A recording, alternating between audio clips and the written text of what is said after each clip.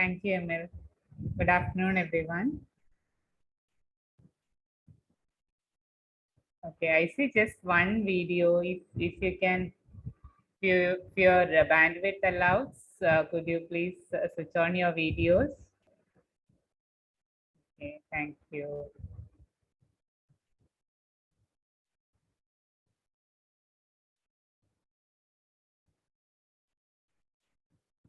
Please keep your videos on as far as it is possible. If you are able to hear me properly, so thank you. I know this is an afternoon, but you've been taking this session for so many weeks now, so you must be like familiar about getting up and listening to classes all this afternoon. So thank you for being here today.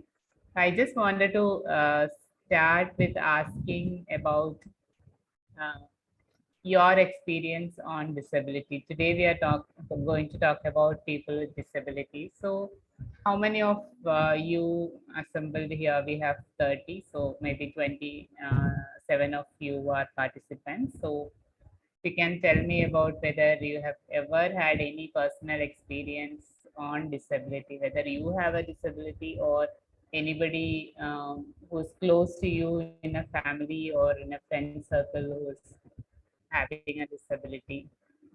So if there is anybody, if you know about, could you please tell me? I just want to understand the team's understanding, this group's understanding about disability. Okay, Harpreet, thank you for that. And then anybody else?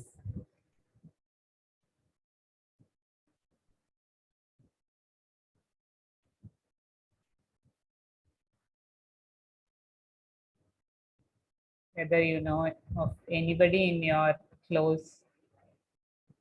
Okay, thank you, Sarnalata. Anyone else? Okay, thank you. I'm sorry, I'm not able to pronounce your name. Thank you.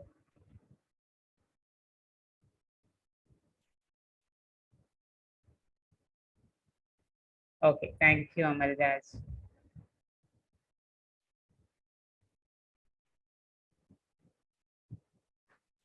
Okay, Swarnalata. Okay, thank you, Pratika.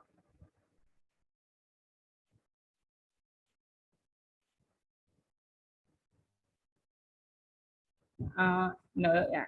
Swarnalata, I did not mean dialysis, people who are undergoing dialysis, but I was just looking at, okay, somebody who is, maybe and there are factors which are debilitating them also in some ways or limiting them, but I was more like asking about, okay, what is, okay, yes, whatever is limiting them and whatever is affecting their day-to-day life, getting back to the society as anybody else who is contributing. Anyone else?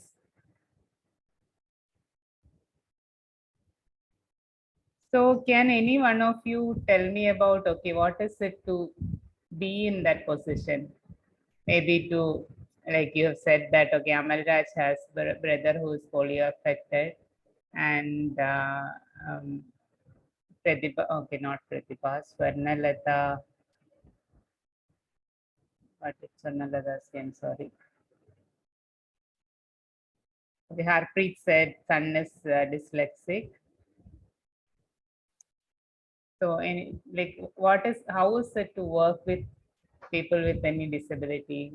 How does it affect your life and how does it affect your function as a person? If any one of you can explain that. Amalraj, sir, would you like to? Yeah, thank you, madam. See, thing is, he's my elder brother, and right Okay. from schoolhood days, I recall, I always um, had a problem because when he is with his friends and he is struggling to walk, And when they play games and all, he has to just sit and watch. Right from that childhood, I was quite active Okay. too. I was feeling guilty. I was feeling a bit suffocated. I didn't know how to respond to those pressures. Um, Later on, also, he had a very few friends because outings were very limited. So the friendship was also limited to very few people. I believe he had his own developmental problems because of that.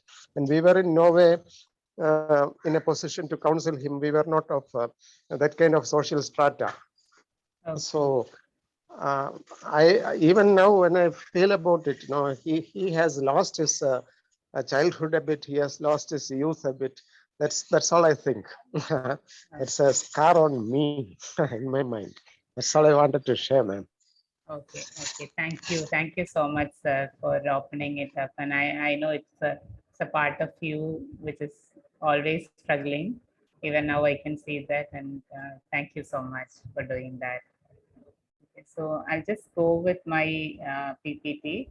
Today, we are now we are just going to share each other, I think, in some ways. So I just want to tell my story to you, and then maybe hear from you about your take on after you hear this. Okay, so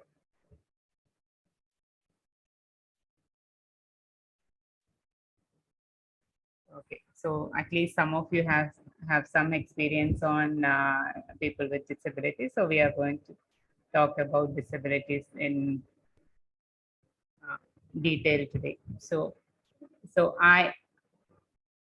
I'm a person with disability. So, and I acquired this disability later in my life. So, I was born and brought up in Kannur, which is a northern district of Kerala, and I grew up in that village. It was very rural, not in Kannur city, but 65 kilometers away from there, where we had electricity only when I was 15. When I finished my 10th standard and got my results, that was the day we got the electricity in our village also. So that kind of a backward village it was. So I grew up there and I did my schooling, and then I did my college also in the nearby town. And then I went to Coimbatore to do my master's. I studied my master's in computer applications in Coimbatore, and then went on to work in Chennai. So it was for me, life was good. I could, from that village wherein we did not have any electricity even till 15 years of my life, I went on to work in a city like Chennai. So life was good. Weekends were free. There were beaches, so I was enjoying that. And it was just a normal life wherein you work from Monday to Friday, and then you like enjoy on Saturdays and Sundays, and occasionally do some social work when it comes to activities for so corporate social responsibilities which you have for companies like that. So it was like that. It was quite a normal life. And then one weekend I came home to be with my mom, and then while traveling back, I fell off that running train. I was going in a night train, and I fell off that train. I was standing on the door, and it came and hit me. So I was one moment I was standing on the door, and next moment I was flying. And then I got up in a hospital bed 2 days later. And so I didn't know anything. I did not remember anything after that. So I was just flying, and then the next moment I was in a hospital bed. So I asked them, okay, where am I? What am I doing? And all. So there was a very big collar on my neck that I can't move my neck, and I did not have any sensation or any movement on my body at all. So I actually did not know what was happening. And then, though they said that, okay, I'm going to undergo a surgery in another 4 to 5 days, they were waiting for me to get stabilized, and I had a broken like palm bone. So that was there, but I did not know the extent of, okay, what was going to happen to me and what was life going to be and all. So I was just hoping that okay, a surgery to fix it, and then I'll be back to life. So that's how it started. And then when the doctor asked, okay, I was in an ICU after my surgery, post operative, and then they asked me, okay, I can go to my room now. So then I said, no, sir, let me stay in this here itself for a month. So then he asked, okay, what about a month? So I said, because I want to give a month for me to recover, and I want to walk out of this ICU.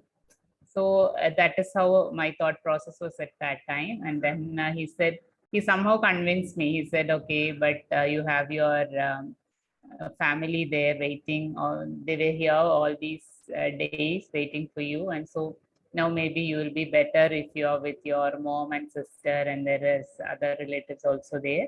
So maybe it will do you good to be in the room than in the ICU. But fortunately, or he did not say me anything like, okay, usual dialogues which I hear now from people who acquired a disability, especially spinal cord injury or any other that kind of injury, is that doctors come and say that, okay, your life is now going to be on wheelchair, plan your life. So I never understood that. How do you going to plan your life in a wheelchair? So luckily I was not told that, but I was in that hospital, and he somehow convinced me to go to the room. So I stayed in that hospital until my surgery review was over. And then I went on to do my physiotherapy. I went to Vellore Rehabilitation Center, the Christian Medical College Rehabilitation Center, which is supposed to be one of the best in the country. So I was there for 2 or 3 months getting the physiotherapy and understanding what spinal cord injury would mean and how do we carry on with life. So they encouraged me to go back to my work, uh, which is uh, which is computer using computers. So at least I can get trained in computers and then go back to my work. So it was there, but I couldn't do that at that time because I was so dependent and I never had a confidence to go back to work. So I came back to Kerala, and I was getting physiotherapy for in a rehabilitation center in Ernakulam. So that was almost more than 3 years I was there. And it meant that, okay, I had to learn everything from the scratch. In the 1 second, sorry. So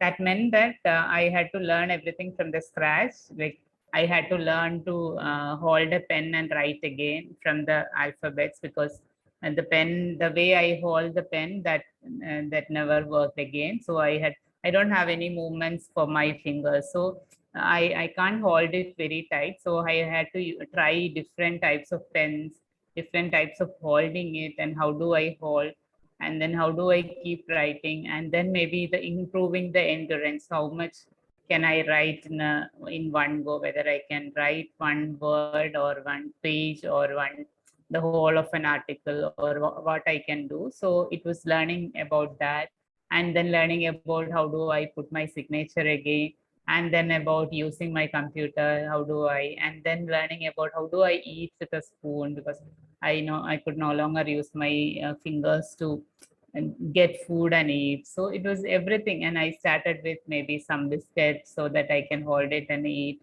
And then trying with different types of spoons and understanding that, okay, which one can I hold better and use it. So I call that as a relearning phase of my life, wherein everything was new. And even as a person, I didn't know myself at that time, because everybody looked at me as a patient. So I was like, okay, that patient with quadriplegia, that spinal cord injury patient, that patient in room number 3. So I still remember that I overheard somebody saying that, okay, she's that patient in room number 3. Do you know her? So I was never a person.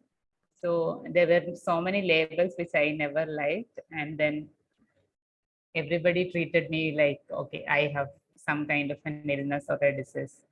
So that was what it was. And then, okay, of course, I tried my best with my physiotherapy and whatever I can learn. And it took me 3 years, the continuous 3 years to learn to sit up again.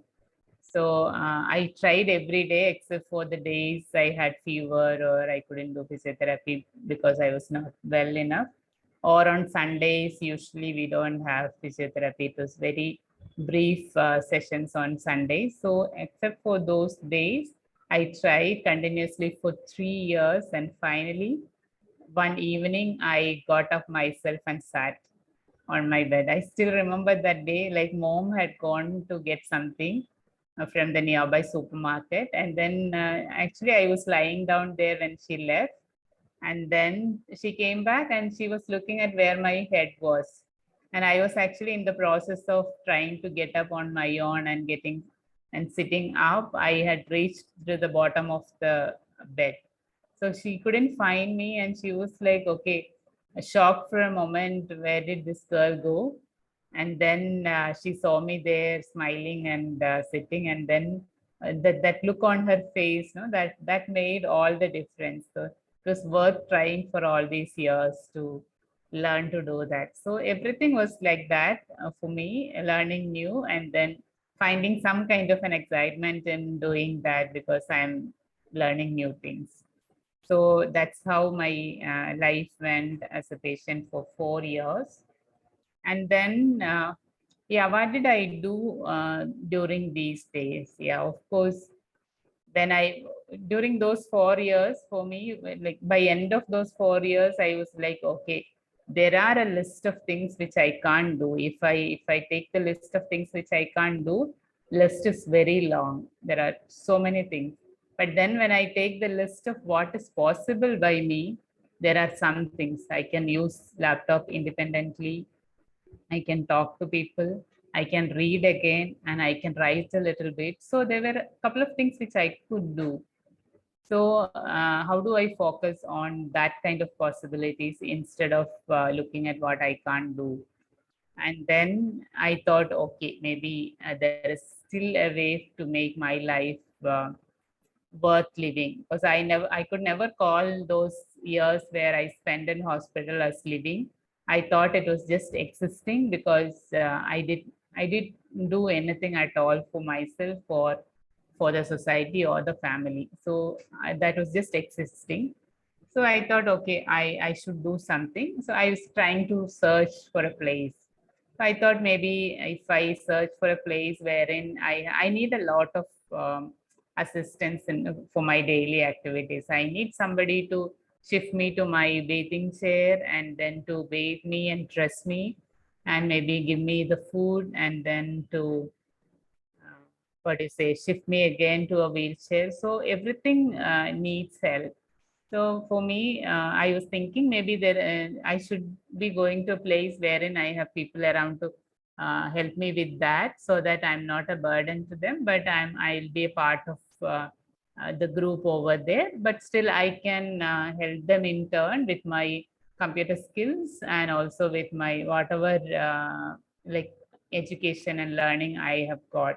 Maybe I can go to an old age care center wherein like people like grandfathers, my grandfathers would want to read books or newspaper, and then they are not able to because of their old age issues, but I can read to them.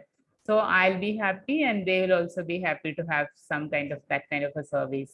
So I was thinking that. Then I thought, okay, maybe there are children's schools, special children's schools wherein children with disabilities learn.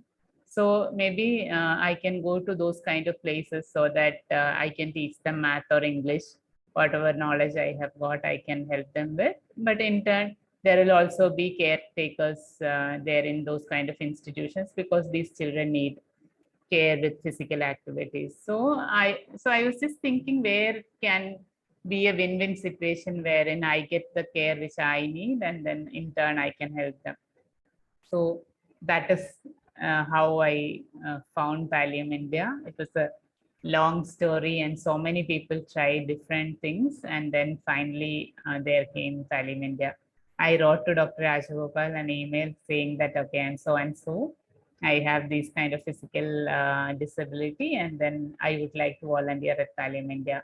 And then he replied in another 2 hours saying that, okay, I'm in Delhi attending a conference, but I'll be back to Trivandrum in another 2 days. So we will like connect again in another 2 days, and we'll see what can be done.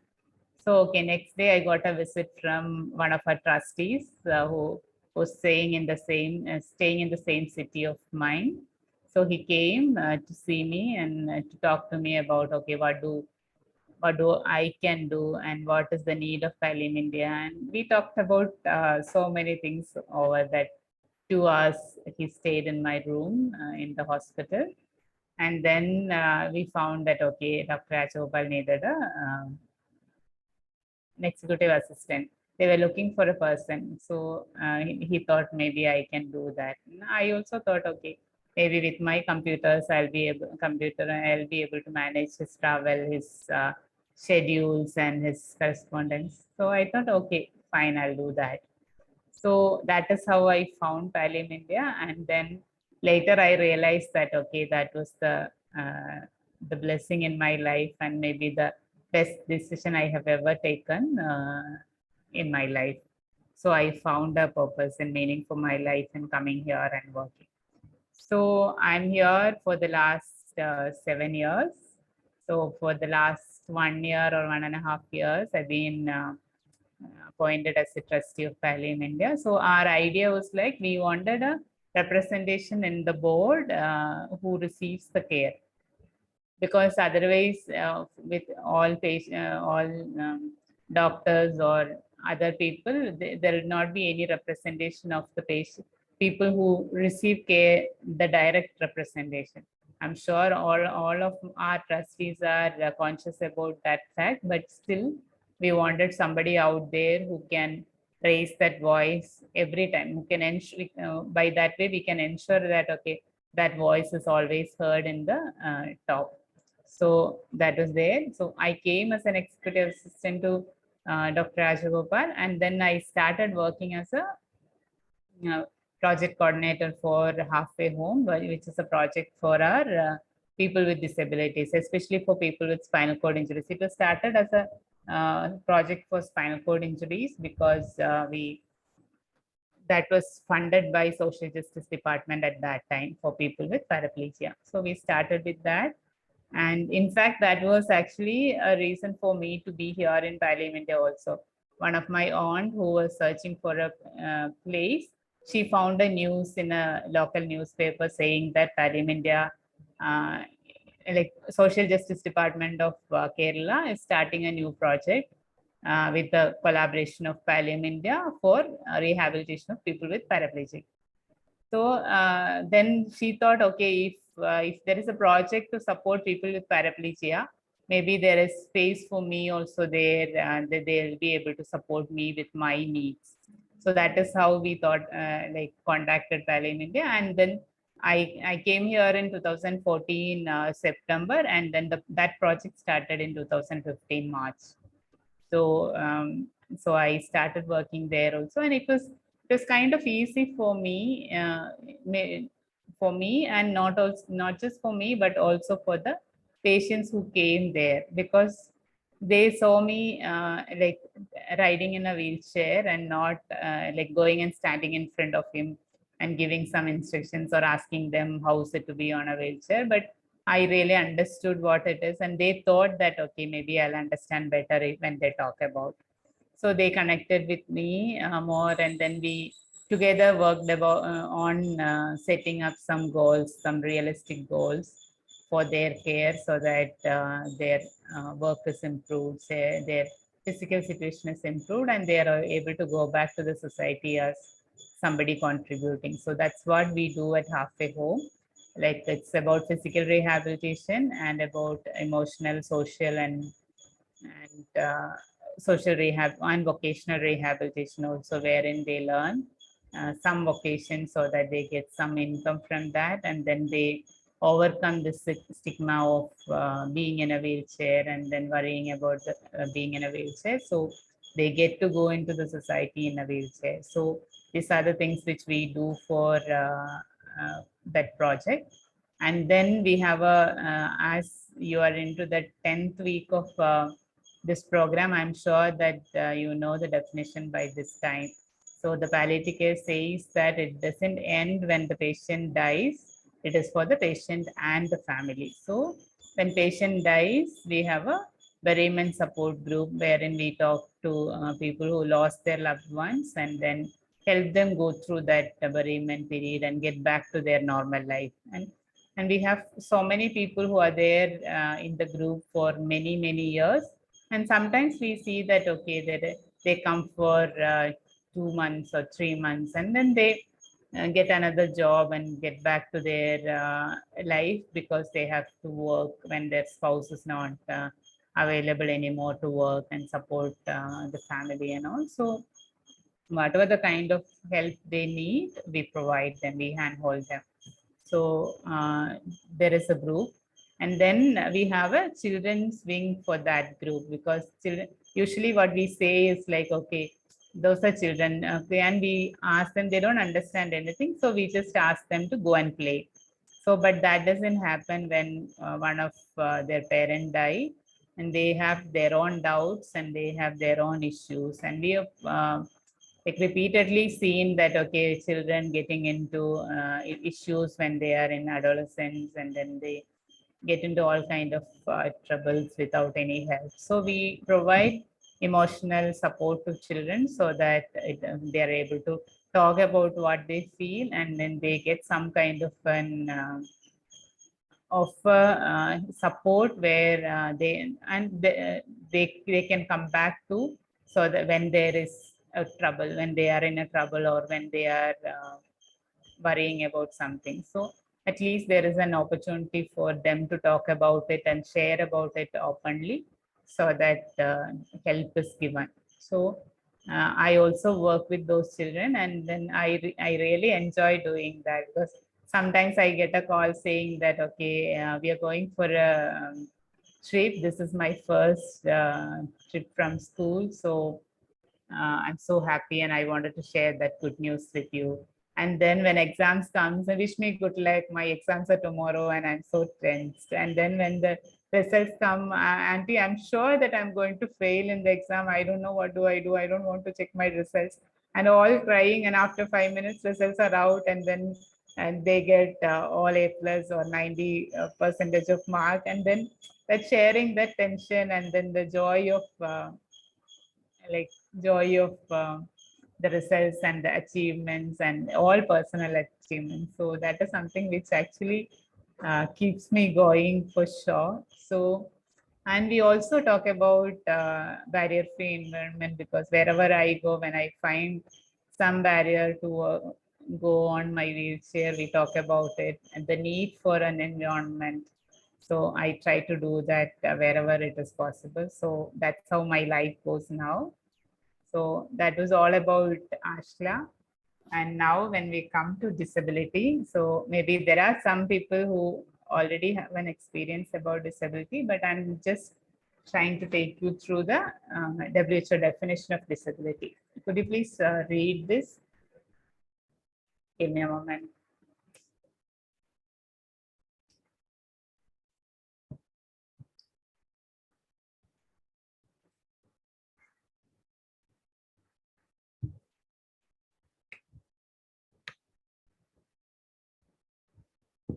Okay, so if I stop here for a moment, do you have any questions to me till now?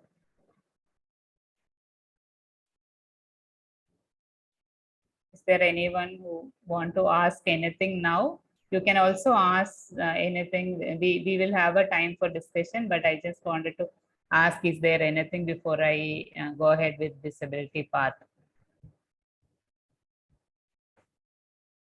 No? Okay. So this is just for the sake of giving you the definition, and the only thing I wanted to mention here is the second sentence, that impairment is a problem in body function or a structure, and activity limitation is a difficulty encountered by an individual, and participation restriction is experienced by an individual in involvement in life situations. So it is like when you go to the next slide.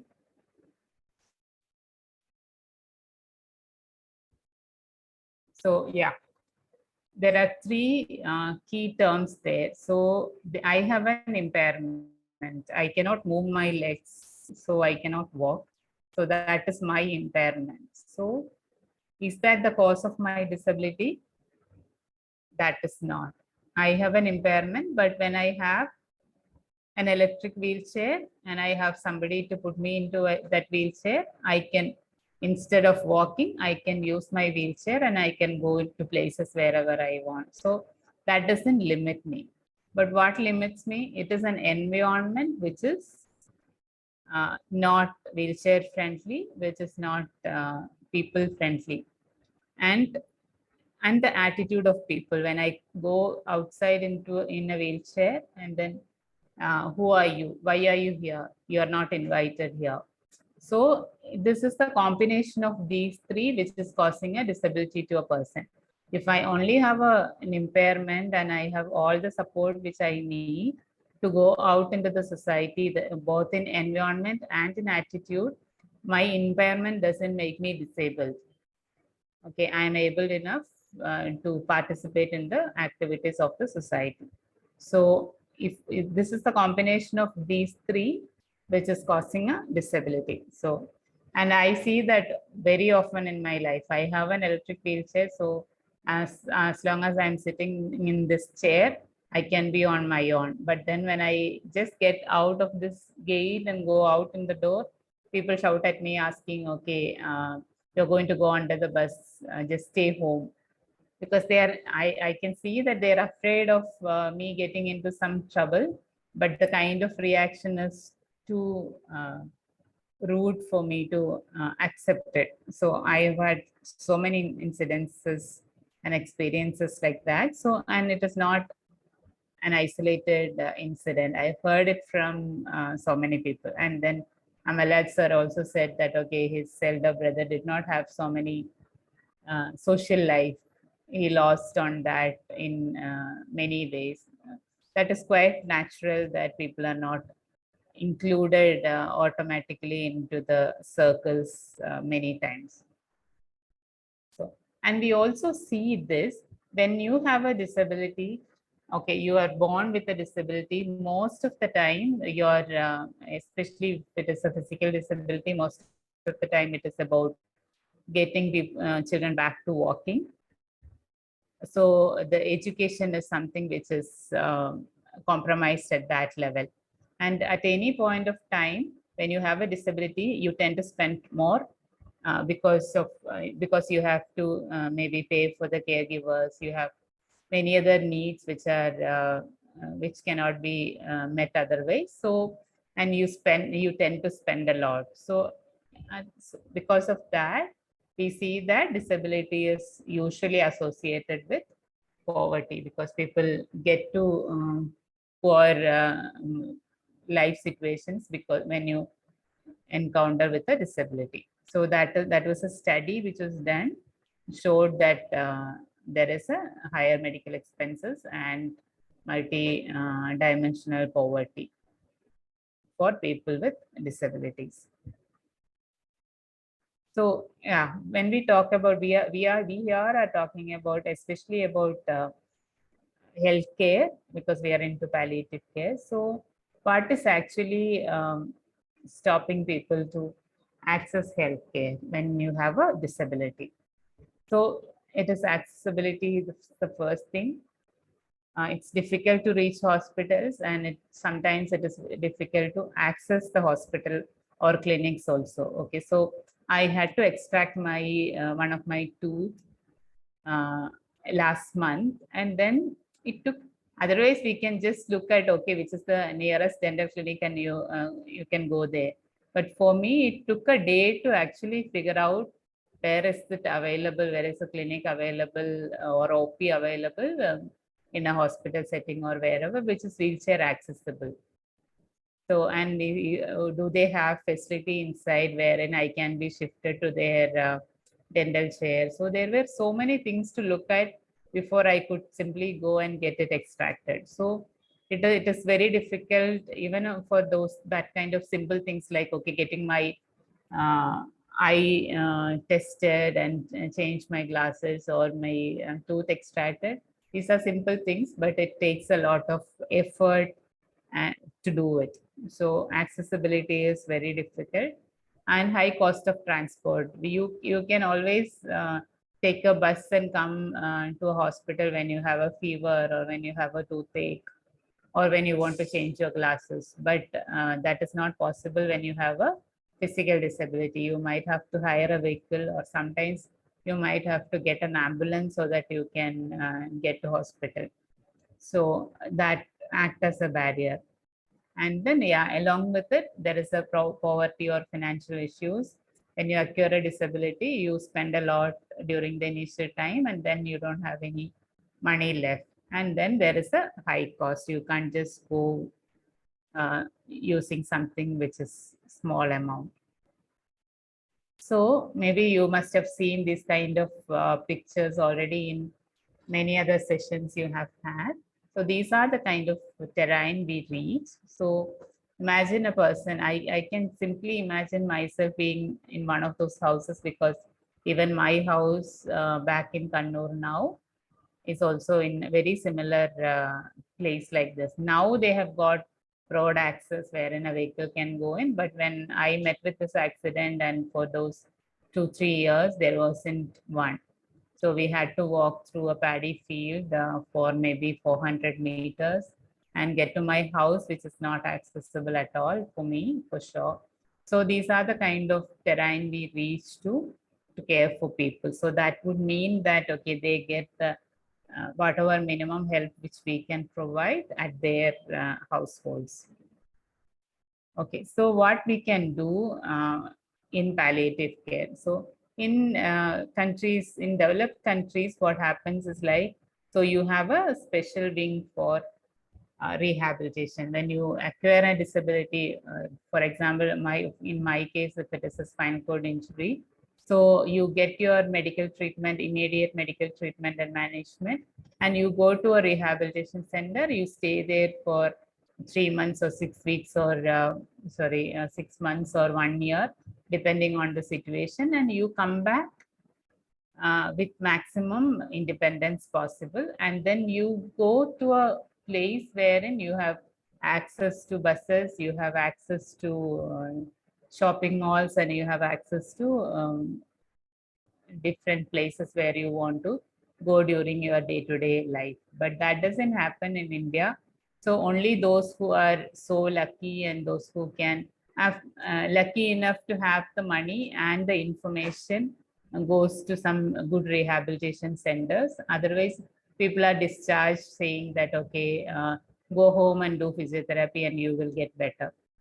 So, and they don't know how to get a proper physiotherapy, and then they think that, okay, it's going to get better.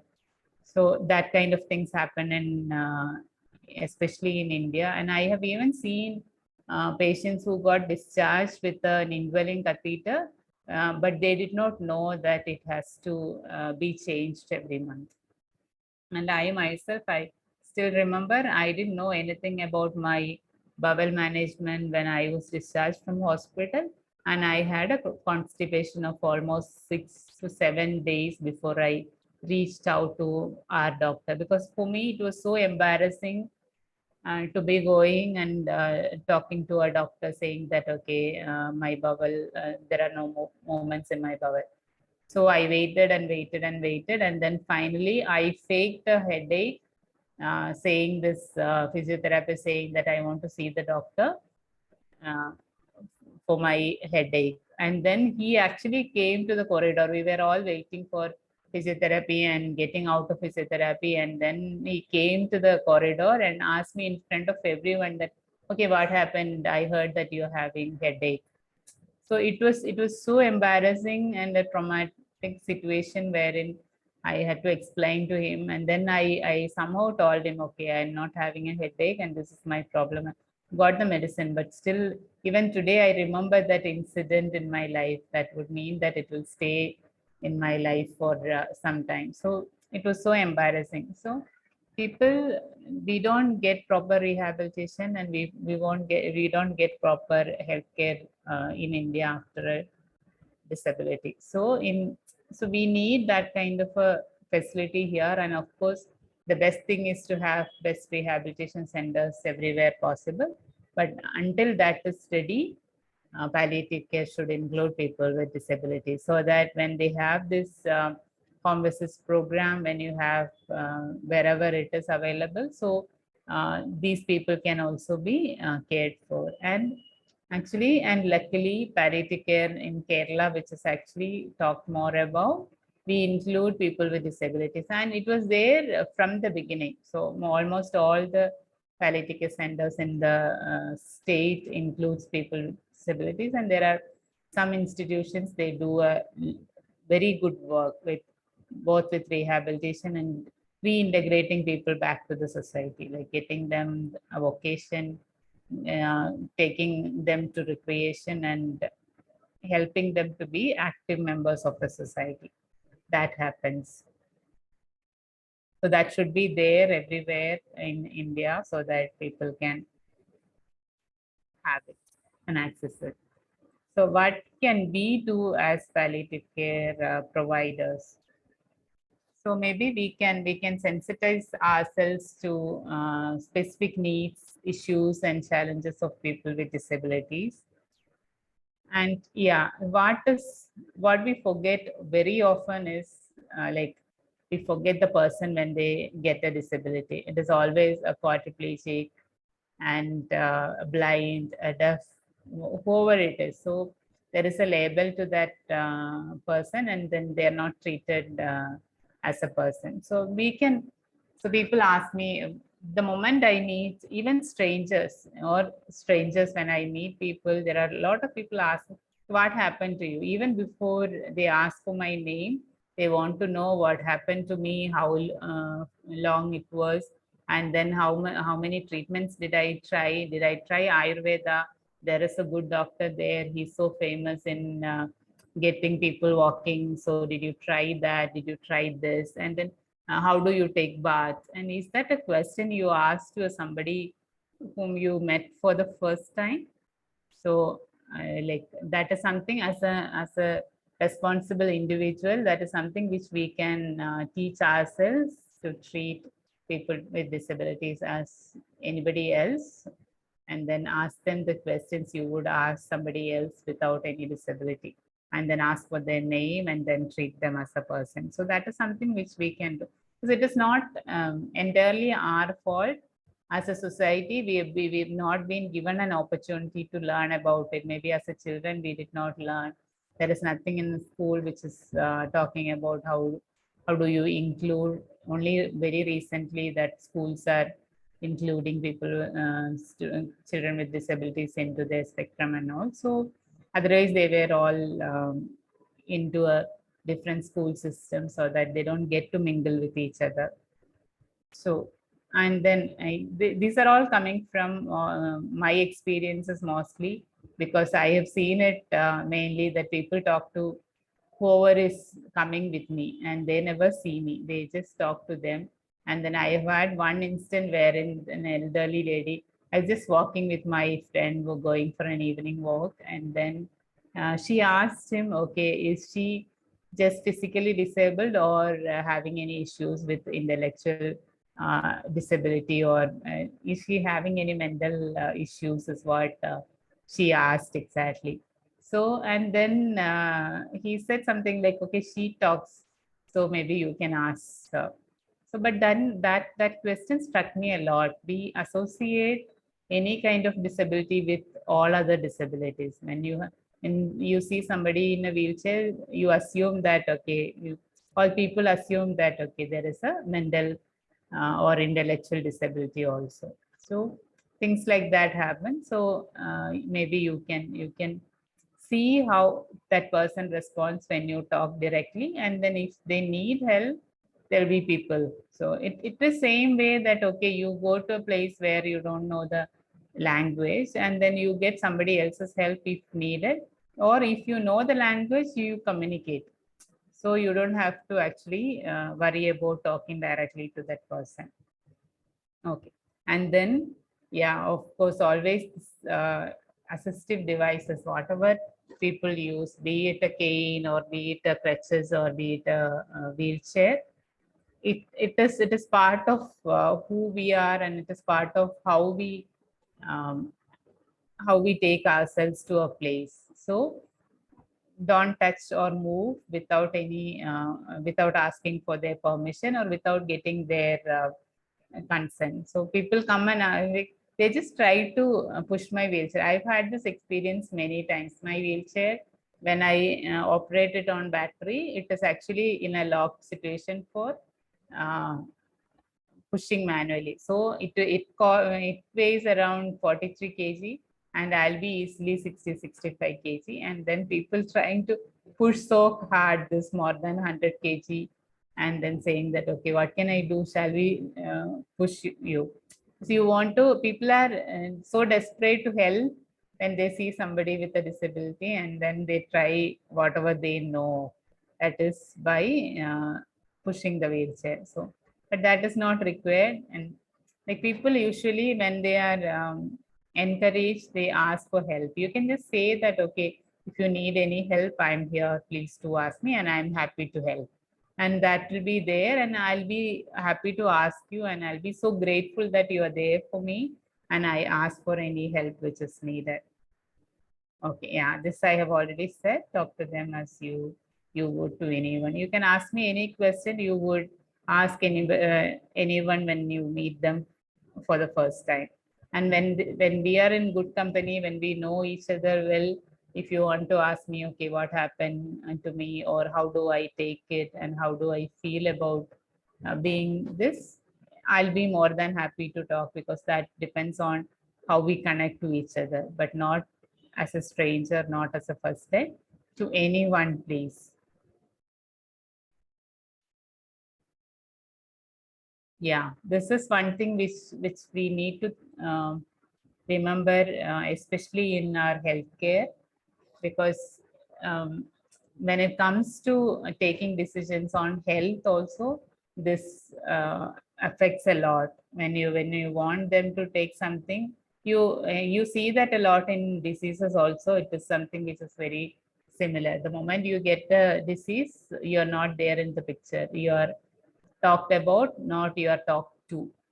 So please avoid that. And then there are people who can make decisions, and if, when there are they are not able to take a decision, maybe you need to see how best can we can decide for them. But otherwise, whenever people are able to take decisions, include them. They may need more information, they may need help to decide, but they will always be able to decide, and they'll be they would want to do that. So we need to respect their wishes and ask for the opinion. And okay, of course, don't say, I say that a lot to people when they come and stand in front of me. I say that, okay, take a chair so that I don't strain my neck.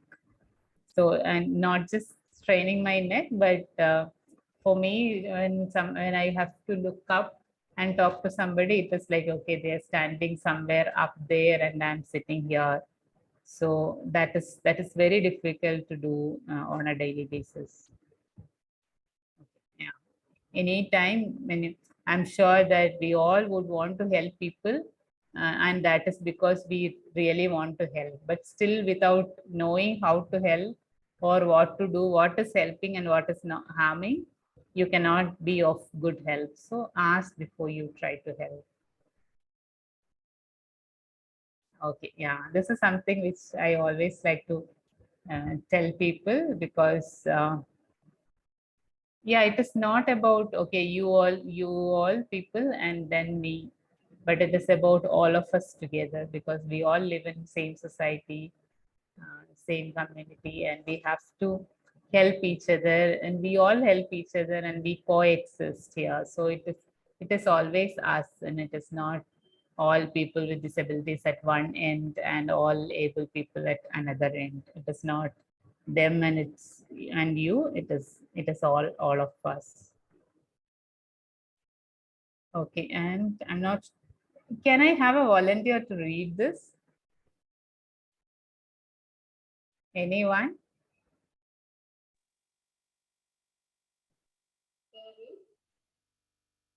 Okay, thank you, Harpreet. People ask me how best. You're not audible. Can you I'm keep not your audible. microphone near to? Yeah, is it audible now? Yes, it is. People ask me how best they should describe me. Differently abled, Divyalangan, or disabled. My response is call me Ashla. If you insist on adjective, I prefer disabled. I am disabled not because I use a wheelchair. I am disabled because I cannot access the outside world. I am disabled because buildings around me are built without access for me, because the pavements, public offices, restaurants, and ATMs are not wheelchair accessible. I am disabled because you cannot think of me as a contributing citizen of the country. Calling me differently abled or specially abled or Divyaranjan Divyanjan. doesn't change anything. Make the environment accessible, your attitude open and welcoming. I shall stop being disabled. Then I will be just Ashla, another human being like you.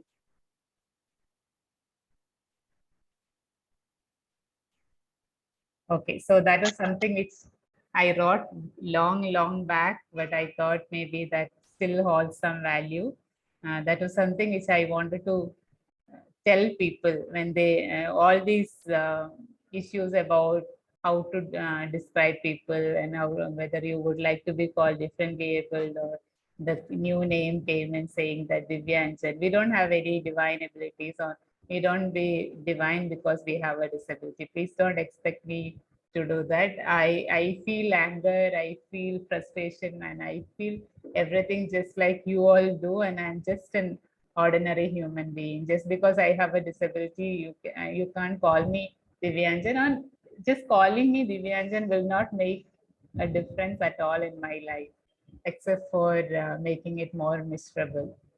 So it is all our responsibility as a society, and including me, to make things better so that people with disabilities have a better life than giving them different names, expecting them to feel different or act differently. So that was something which I thought maybe will have a relevance even now. So I wanted to share. So thank you for reading that, Harpreet.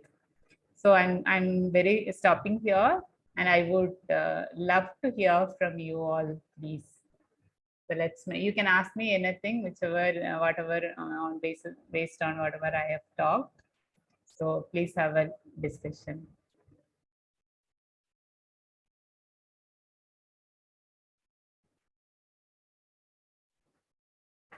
So any of your personal experiences, maybe with your children whom you supported, or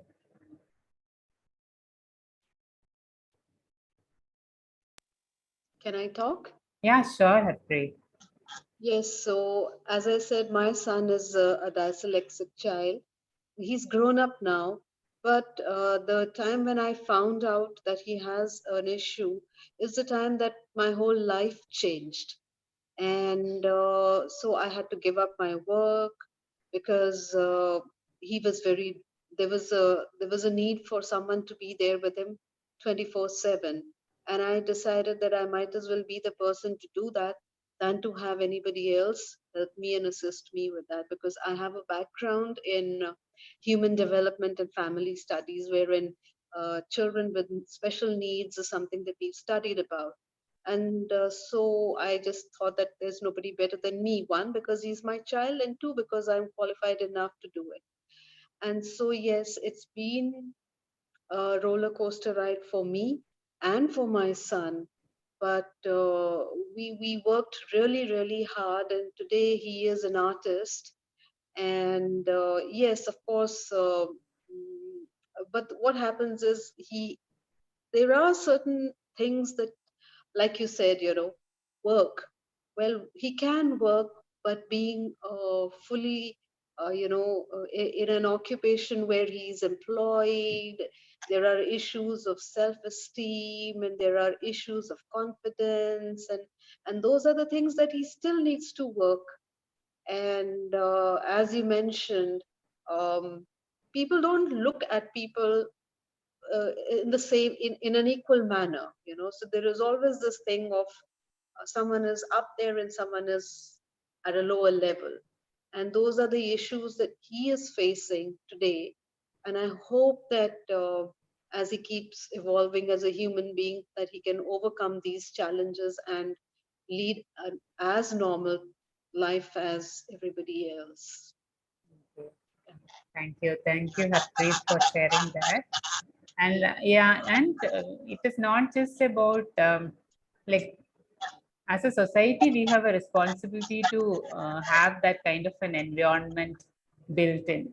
So we cannot simply say that, okay, when we grow up and we evolve and then we somehow learn to be in that society and overcome those kind of situations. But as a society, we all, as a community here, we have these many people, and as an individual, we all have that responsibility to make things better for people who cannot maybe access information as easily as we access, or access places as easily as you all do. So we all have a responsibility to do that. And then if only we accept it as a person today, and we try to do it from in our future, it's going to make a lot of difference. If you treat one person because you heard these experiences, so that if you treat one person differently than you're treating somebody now, or if you have learned one new thing, I'll be really happy about that. Thank you, Harpreet. And anybody else?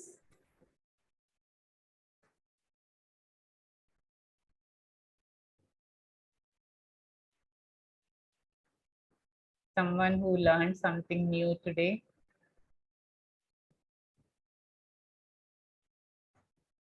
If you have got one point, we can share that, it would be good.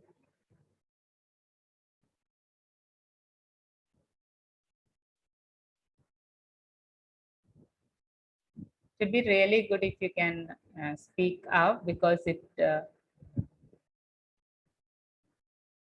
matters. For me, it is not about sharing my story to you, but about maybe in turn helping somebody else out there in the street, who will be treated equally and who will be helped with genuine concern, and then who will be helped to have their dignity intact in turn.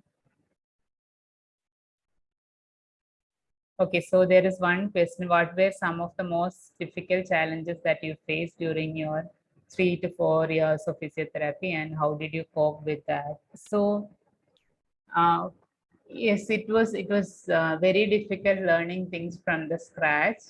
But what was the most difficult was being only a patient, for sure. For me, that meant that, okay, I don't know. For a moment, I was somebody working in a company doing something, and I went to UK for my work, and I just came back. It was an year after I got this accident. So I was like, okay, I was improving on my professional, and from a village like mine, going all the way to Chennai to work, and then from there to UK for work again, and it meant something. So I was I was proud of what I was doing, and I was happy about it. And then the next moment, I don't have anything. I don't even have a name. All I have is some kind of a diagnosis, and then a label that I'm a patient. So that was the most difficult thing. It was not about learning to sit up again, or learning to sit in a wheelchair, or learning to write and use laptop. Those were easier things than being treated that way. And it was actually some of our physiotherapists and friends who were there who helped me during this time also. Because for me, for them, they were like, okay, for one reason I was there for a long time, and then for other reason I had stories to talk about my maybe my work and my experience and all, and then maybe I was trying to smile also. So we talked about, okay, what was it to work, and they encouraged me, okay, why don't you get on to a work, you were working on laptop, so you can get some online work. And then that made me, that encouraged me. And my mom also said that, okay, then why don't you ask your company whether you can get back to work. And then after 1.5 years I got back to my work as working from home, working from hospital arrangement as a part-time. And I could see that it made a lot of difference when people come and talk to me, and when they know that, okay, I'm working part-time for somebody. So for them, it changes everything. The way they look at me, the way they treat me, and everything changes. So I could see that. And then at least for me, that was a blessing that, okay, it was only 1.5 years. And after that, at least I got something to talk about myself, and I got that kind of a self-esteem back to me. And I was treated in a different way. And there were, even before that, there were like people, when I use laptop, they come and ask me, okay, you have a laptop, can you edit my resume for me? So for the first time, I felt that I'm of some use to somebody. And that actually changed me a lot, thinking that, okay, I can still be of some use with whatever faculties remaining with me. And when they, and that was, there was some incident which happened at that time. They were getting salary in cash till then, and then they changed to a banking system during that time while I was there, and I was getting to know these physiotherapists. And then they all got the internet banking. And so it was not a time where everybody had the smartphone and this banking applications and all, and it was only on the internet, using the laptop which we can do it. So one person came and asked me, okay, can you do it for me? And then I said, I was so happy, and I already had an internet banking, so I knew how to do it. So I helped and I did that. So then people asked, okay, how did you get? I know an easy way. You just go to that room and ask that person, and it will be done. And then there was people coming in line, maybe 10, 12 and all. And that was the most, like the happiest time in my life in that hospital. Because every day they'll come and then they will forget the password. They'll come and ask me, what did we give? And how do we retrieve the password? And then I was, all of a sudden, I was so busy helping people with my laptop. So that was the happiest time in that hospital. And I think those small things helped me to achieve my self-esteem back. And then that was actually helped me to cope with all what was I was going through. Thank you. Thank you for that Thank you. question. Thank you I for feel sharing that. happy. I feel so happy that even mentioning that. Okay. So any other question? We have 25 more minutes if you want to ask anything or maybe share any experiences.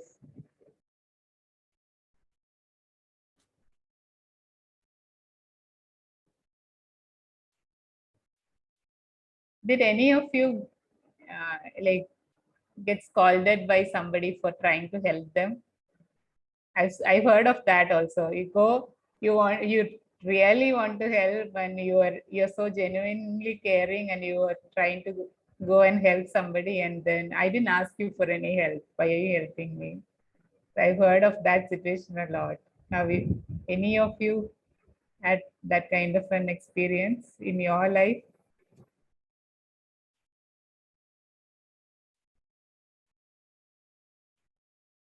No.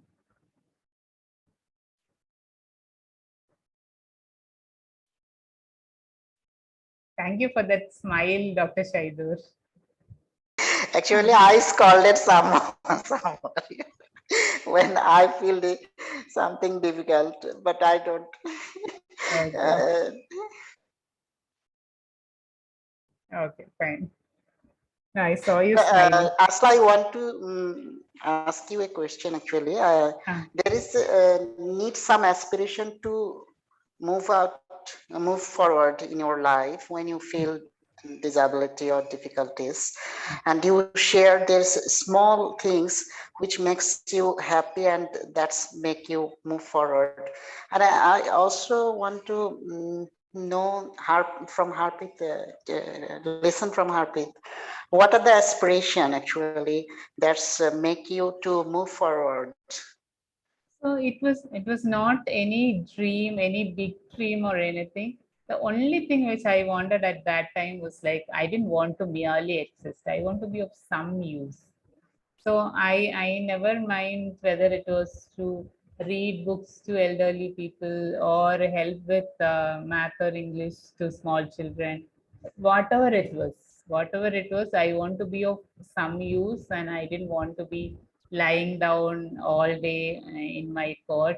I'm sure that I would have been loved the way my like mom would love me anyway, whether I do anything or not, and she would do anything for me.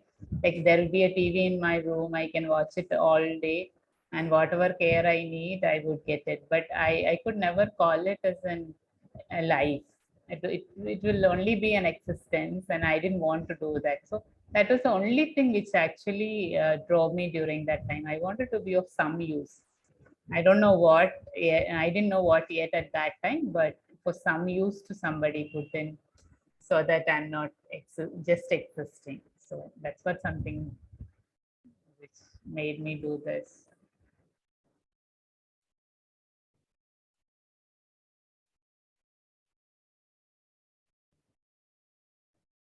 Yeah. Thank you, Neha, for sharing that. So it usually happens. And then I just wanted to tell you this also, because maybe sometimes you get scolded, but it may not be an anger at you directly. Because we all get a lot of, I shared some experiences. I laugh at it now. But end of the day, when you go to bed, it is not easy to go to sleep with something nagging like that in your mind. When somebody being so rude and treat you so badly and treat you as a whatever it is. So then we all like there is a cumulative feeling and cumulative frustration there, and then at some point of time it comes out. So it may not be directly at you, but it is something which they've been experiencing for some long time. They've been keeping it for a long time. It finally came out on you. So I just wanted to apologize to anybody who got that kind of an experience from anybody who has a disability, because that is I understand exactly where they are coming from and why they behave like that. So uh, I apologize to you if you ever get, even in the future, if you ever get any bad experience from people, please understand that it is not at you, it is at the society at the large, and it was the way they were treated during all these years of their life, and they've been struggling a lot. So please don't take it personally, and I say sorry to you if you ever come to that kind of a situation. And that is why I asked that question. Okay. Is there any other question?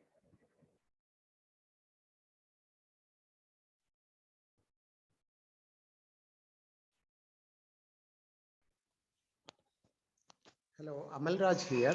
Okay, I tell me, have sir. a rather simple question to ask. Is it that people with disabilities may be very sensitive about the issue? Because I go and meet people, needy people at their homes, and if they are, inflicted with some diseases like cancer and other things, there is always a scope of talking more, like asking specific questions about appetite, medicines, etc. But when I meet a person who is paralyzed, I also am paralyzed as to how to take it forward, whether he or the family will get offended, whether I should be asking any question regarding disability at all to such persons. Will they be hypersensitive? These are questions in my mind, please. Okay. Sensitivity, as I all just now, because we are treated differently for by many people. We get sensitive about that sometimes, because we ourselves are going through a lot, and then when people ask some for whatever reason, they ask many insensitive questions, and then all this whatever we have been like accumulating, all those come out. So that happens sometimes. So that is there about the sensitivity. But I think every time when you offer saying that, okay, I don't know what the kind of help you would need, but I'm here to help with whatever I can when you ask me. So that kind of an assurance helps a lot.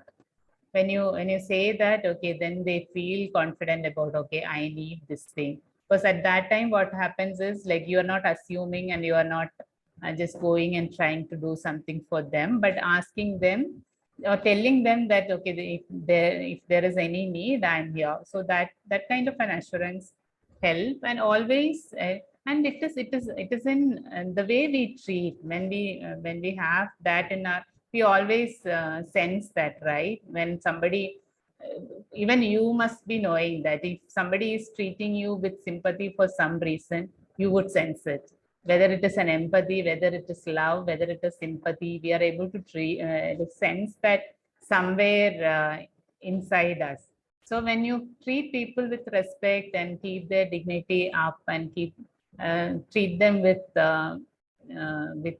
empathy, they understand that. So that kind of you get that kind of a response back also. And then when you are truly emotionally down, for sure you get you are not able to help them, because they are also not able to help themselves with their emotional issues and all. So it sometimes it helps some professional help to get there. So you are doing this course, so you must be having some kind of an like professional knowledge behind it. So with your professional knowledge, you must be able to help them. So as an ordinary person may not be, sometimes, because we are so vulnerable sometimes, both emotionally and physically, and we don't know what is. At some point of time, I didn't know what was happening with me.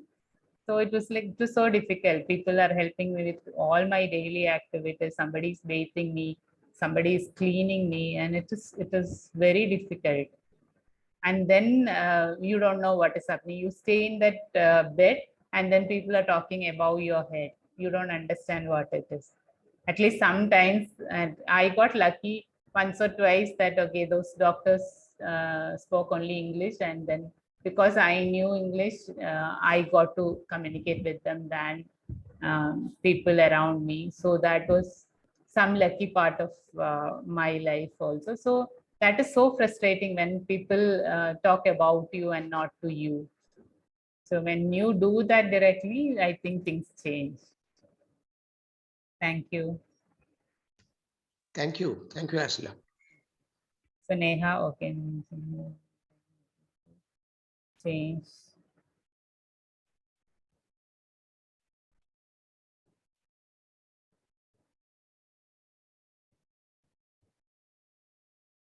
Yes, when you go through a lot on a short span of time, sometimes you lose yourself also, and you take it on others.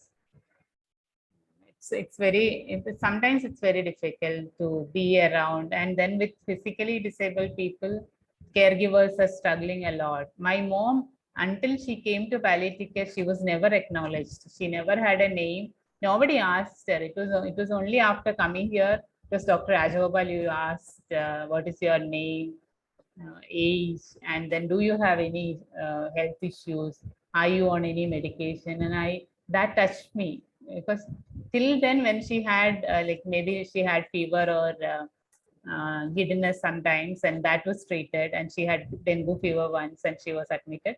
That time she was treated as a patient, but she was never acknowledged as a caregiver to me. She was always a bystander with no name, who can't sit, always standing nearby. So that was it. And she came here, then she was asked, okay, she had hypertension, she had cholesterol, and then she was also asked, what kind of help she would need to care for me, because I am an adult and I need all these daily activities help. So what is it to care for, and how do what is the help which she needs to do that? And she was asked how is it to care for somebody like that. So that was the first time she had to get an opportunity about talking all these kind of things. She must be having a lot of things.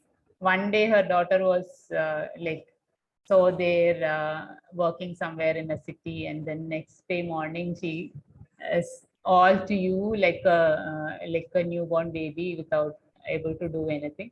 And I struggle because she treats me like a kid, because I'm like a kid when it comes to my daily activities, but my head doesn't work that way.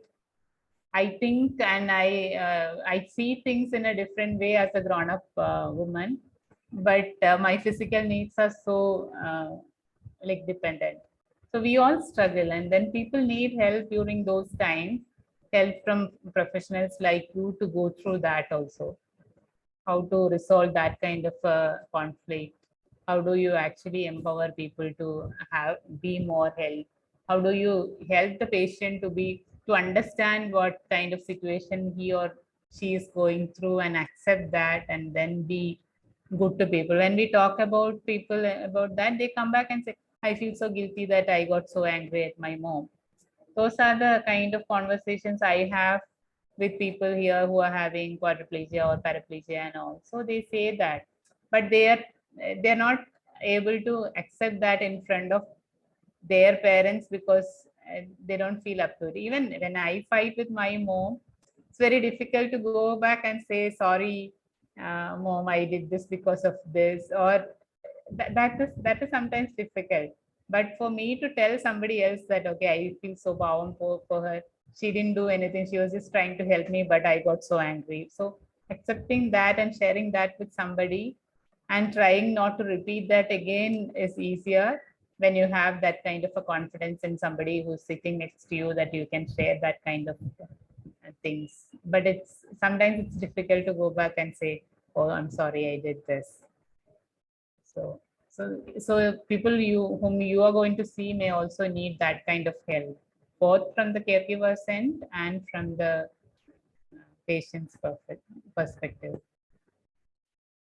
And one last request I have for you is, like, it's 7 years since I've come to Pallium India, and I'm sitting in front of you and I'm talking to you maybe for the last 3 or 4 years. That was it. It took me a lot of time, long time to come out of what I was going through. And then maybe if somebody saw me now, those who were in touch with me when I was maybe 1 month, 2 months, or 1 year old in my after my accident, they wouldn't believe this. So please believe in people you meet now as a professional. Even if they can't do anything, they are still on their bed, even if they are depressed, even if they are angry, and even if they are emotionally vulnerable, please believe in them and be there to hold a hand, so that after maybe 3 years, 4 years, 5 years, they're smiling and they're back to life. And as a society, we are enriched because of that. If we are 1,000 people and then all 1,000 people are working and contributing to it, that community is strong enough than 200 people having disability and staying at home, and then these 800 people supporting them, right? So as a larger society, we are richer, we are healthier, and we are more sensitive in that way. So please do think of that whenever you meet somebody with a severe disability. That's all I have. If there is any other question, I can take it, or maybe you get 10 minutes off from your scheduled time.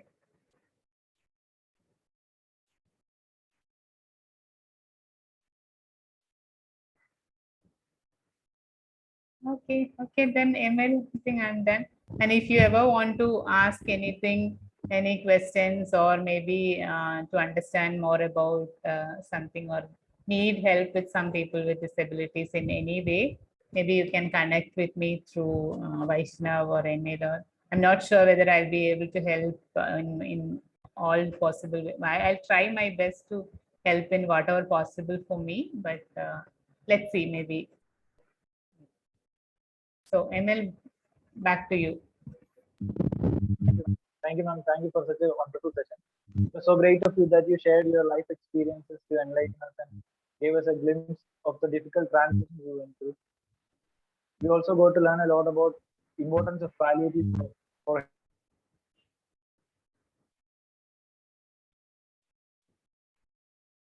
helping people with disabilities. Thank you for sharing your experiences.